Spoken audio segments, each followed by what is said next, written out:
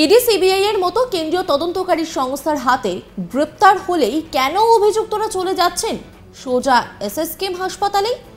SSKM হাসপাতালকে ধৃত অভিযুক্তদের জন্য নিরাপদ স্বর্গরাজ্য হয়ে উঠেছে।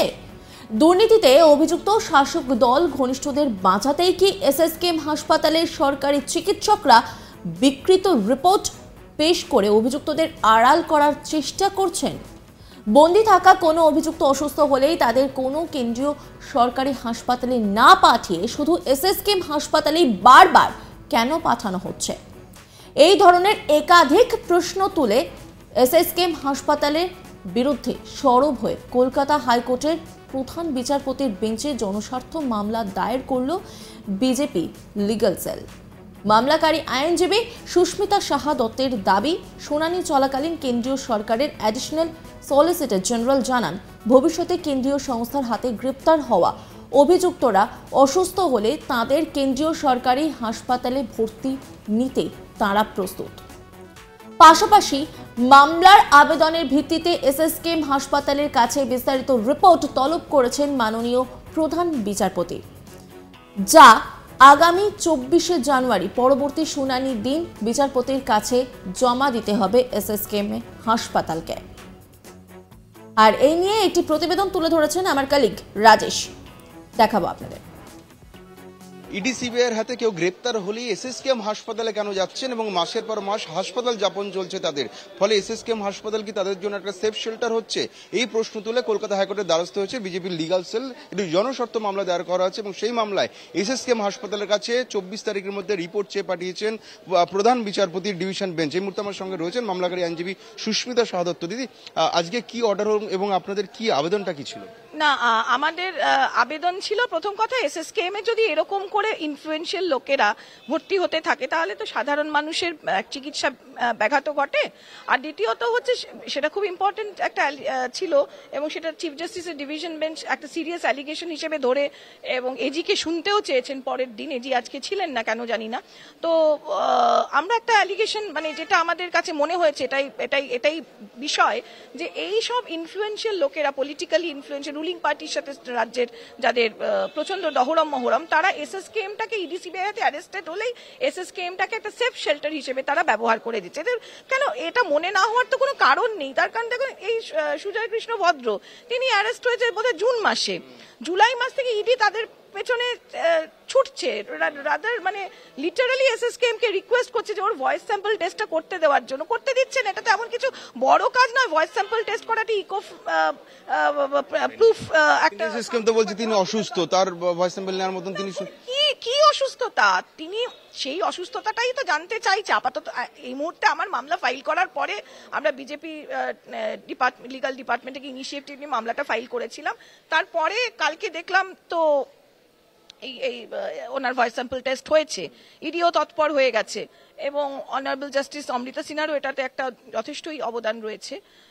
তো এত এই যে কালকে তো হয়ে গেছে স্যাম্পল টেস্টটা, বেশি অসুস্থ হয়েছে কি? হয়নি।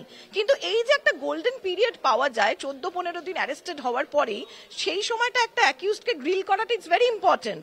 সেখানে তো এভিডেন্স ডিস্ট্রয় করা হয়ে যেতে পারে, কারণ ওটা তো স্টেট কাস্টাডিতে রয়েছে এবং স্টেটের এত মন্ত্রী, এত আমলা তার মধ্যে ইনভলভ রয়েছে, এত মানে মন্ত্রী আমলা ঘনিষ্ঠ দালাল সেখানে ইনভলভ রয়েছে রিক্রুটমেন্ট স্ক্যামে।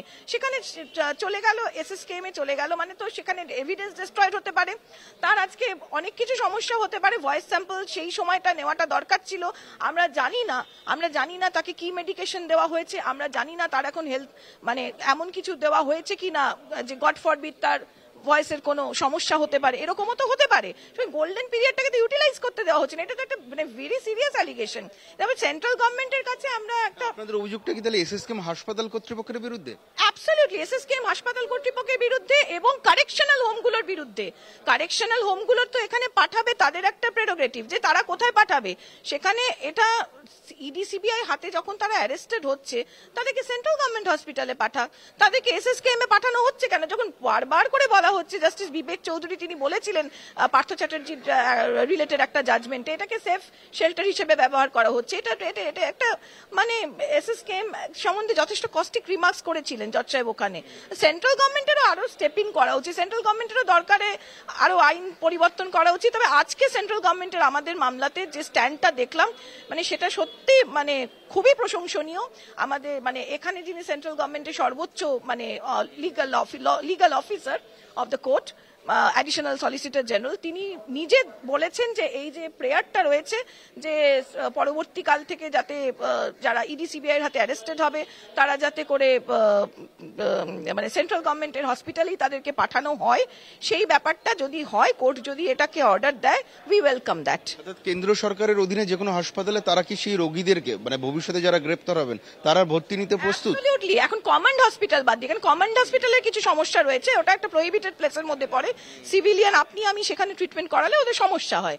ঠিক আছে, আমাদের ইএসআই জোকা আছে, ইএসআই আরো বোধহয় কিছু ইএসআই আছে, তারপরে আপনার এইমস কল্যাণী আছে, তারপরে দরকারে যেমন করে পার্থ চ্যাটার্জিকে অন্য রাজ্যে নিয়ে যাওয়া হয়েছে সেই ইনফ্রাস্ট্রাকচার আমাদের আছে, এবং আমাদের এই এসএসকেএম এর থেকে সেগুলোর ইনফ্রাস্ট্রাকচার কোনোটাই কম নয়। এসএসকেএম হাসপাতাল রাজ্য সরকারের অধীনে কলকাতার সব থেকে বড় এবং নামী হাসপাতাল, সেই হাসপাতালের কর্তৃপক্ষের বিরুদ্ধে আপনাদের কেন মনে হচ্ছে যে এভিডেন্স ডিস্ট্রয় করা হতে পারে এই এত বড় বড় স্ক্যামে অভিযুক্তদের? দেখুন, পার্থ চট্টোপাধ্যায় যখন অ্যারেস্ট হলেন, এই তারপরে কোর্টের অর্ডারে তাকে ভুবনেশ্বর এইমসে নিয়ে যাওয়া হয়েছিল, ইফ ইউ রিকালেক্ট। তো সেখানে পার্থ চট্টোপাধ্যায়ের ব্যাপারে কি বলা হয়েছিল যে ওখানকার ডাক্তাররা বলেছিলেন তার এমন কিছু অসুখ নেই, ক্রনিক কিছু এলমেন্ট, সে তো আমারও থাকতে পারে, ক্রনিক এলমেন্টের জন্য কি হাসপাতালে গিয়ে ভর্তি হতে হয়? হয় না, হতে হয় না। তিনি আগের দিন পর্যন্ত রীতিমতন দপ্তর সামলাচ্ছিলেন, তিনি আগের দিন পর্যন্ত রীতিমতন মিটিং মিছিল করছিলেন, হঠাৎ তিনি এত অসুস্থ হয়ে গেলেন যে হসপিটালে নেওয়ার দরকার পড়লো। তাহলে মেডিকেল রিপোর্ট গুলো কি বিকৃত করা হচ্ছে বলে আপনি হচ্ছে? আমি একদম অ্যাবসলিউটলি মনে করি। তাহলে তো চিকিৎসকদের ভূমিকা প্রশ্নের মুখে পড়বে। একদম প্রশ্নের মুখে। আমাদের সুপার কি যেন পীযূষ রয় বোধহয়, যাই হোক, ওনার এগেনস্টে এরকম অ্যালিগেশন উঠছে। আমি তো এই অ্যালিগেশনটাকে খুব একটা মানে প্রাধান্য দেব না বলতে আর পারি না। তাহলে সরকারি হাসপাতালে সরকারি চিকিৎসকদের কি বলির পাঠানো বানানো হচ্ছে, নাকি তারা স্বেচ্ছায় এরকম ধরনের বলির পাঠা বানানো হবে? তারা একটা হিপোক্রেটিক ওথ নিয়ে তারা নেমেছে প্রফেশনে, তাদেরকে বলির পাঠা বানাবে কেন? কেন বলির পাঠা বানাবে? আজকে যদি আমাকে বলে, মানে আমি বললাম আমাদের বার কাউন্সিলের সর্বোচ্চ বডি বা আমাদের হাইকোর্টের সর্বোচ্চ বডি, তারা যদি আমাকে বলে যে একটা কোনো অনৈতিক কাজ করতে, আমি সেটা করব। কেন করব? তার মানে আমার নিজের স্বার্থ চরিতার্থ করার জন্য আমি করব? তাদেরকে বলির পাঠা বানানোর তো কোনো ব্যাপার নেই। তারা হিপোক্রেটিক ওথ নিয়ে তারা নেমেছে ময়দান, তারা মানুষের চিকিৎসা করবে বলে। এটা তাদের হিপোক্রেটিক ওথ মেনটেন করার নমুনা। আপনারা আদালতের কাছে কি কি নির্দেশ প্রার্থনা করেছেন? আজকে যেটা একটা তো করেছিলেন সুজয় কৃষ্ণ ভদ্রর ওই হেলথ আপডেট যাতে দেওয়া হয় সেটা, এবং সুজয় কৃষ্ণ ভদ্র এবং অন্যান্য যারা ওখানে অ্যারেস্টেড হয়ে আছে ইডিসিবিআই হাতে, তাদের সবারটাই সেটা প্রেয়ারটা অলরেডি অ্যাকসেপ্টেড, অলরেডি তার উপর রিপোর্ট চেয়ে পাঠিয়েছেন কোর্ট। এবং দ্বিতীয় যেটা বলেছি সেটা এখনো যেহেতু সিরিয়াস অ্যালিগেশন বলে নোট করেছেন, এবং আমরা বলেছি যে এরকম সেন্ট্রাল গভর্নমেন্ট যাতে এর পরবর্তীকাল থেকে সেন্ট্রাল গভর্নমেন্টের হসপিটালে এইসব লোকেদের ট্রিটমেন্ট করানো হয়, দ্যাট ইজ আন্ডার কনসিডারেশন। তবে সেন্ট্রাল গভর্নমেন্টের স্ট্যান্ডটা হচ্ছে যদি কোর্ট অর্ডার করে ওটা একেবারে প্রস্তুত। 24 তারিখ। ধন্যবাদ। কথা বললাম সুস্মিতা সাদত্ত, বিজেপি লিগাল সেলের আইনজীবী। তারা যেটা কোর্টের দ্বারস্থ হয়েছেন কলকাতা হাইকোর্টের প্রধান বিচারপতি ডিভিশন বেঞ্চের কাছে, তাদের আবেদন যে এসএসকেএম হাসপাতাল রীতিমতো আখড়া হয়ে উঠছে বা সেফ শেল্টার হচ্ছে, নিরাপদ আশ্রয় হয়ে উঠছে ইডি এবং সিবিআইয়ের হাতে গ্রেপ্তার হওয়া অভিযুক্তদের জন্য। তারা গ্রেপ্তার হওয়ার পরেই সরকারি হাসপাতালে তারা নিশ্চিন্তে তারা রাত কাটাচ্ছেন, মাসের পর মাস তারা হাসপাতাল যাপন করছেন বলে কলকাতা হাইকোর্টে অভিযোগ করছেন বিজেপি আইনজীবী সেলের আইনজীবীরা। তাদের যেটা অভিযোগ এবং আবেদন যে এই বিষয়ে দ্রুত ইনভেস্টিগেশন করা হোক এবং এসএসকেএম হাসপাতালের সর্বোচ্চ যারা কর্তা রয়েছেন তাদের ভূমিকা অবিলম্বে তদন্ত করে দেখা হোক। পাশাপাশি ভবিষ্যতে যারা গ্রেপ্তার হবেন কেন্দ্রীয় তদন্তকারী সংস্থার হাতে, তাদেরকে যাতে তারা কখনো অসুস্থ হলে তাদেরকে যাতে কেন্দ্র সরকারের অধীনে কোনো হাসপাতালে ভর্তি নেওয়া হয় সেই জন্য কিন্তু তারা আবেদন জানিয়েছেন। এবং সেই আবেদনের প্রেক্ষিতে এসএসকেএম হাসপাতালের কাছে এই মুহূর্তে তাদের অধীনে ইডিসিবিআইয়ের হাতে গ্রেপ্তার গ্রেপ্তার হওয়া সমস্ত বন্দীদের হেলথ রিপোর্ট বা হেলথের স্ট্যাটাস রিপোর্ট চেয়ে পাঠিয়েছেন, যা 24শে জানুয়ারির মধ্যে কলকাতা হাইকোর্টে জমা দিতে হবে এসএসকেএম হাসপাতালে। ক্যামেরা পার্সন অর্ঘ ঘোষের সঙ্গে রাজেশ সাহা, আজ তাক বাংলা। অন্যান্য খবরের আপডেটের জন্য অবশ্যই নজর রাখুন আজ তাক বাংলার ইউটিউব স্ট্রিমিং এবং ইউটিউব চ্যানেলকে সাবস্ক্রাইব করুন, লাইক করুন, কমেন্ট করুন, শেয়ার করুন, পাশাপাশি হোয়াটসঅ্যাপে নজর রাখুন, কারণ সেখানেও রয়েছে আজ তাক বাংলা।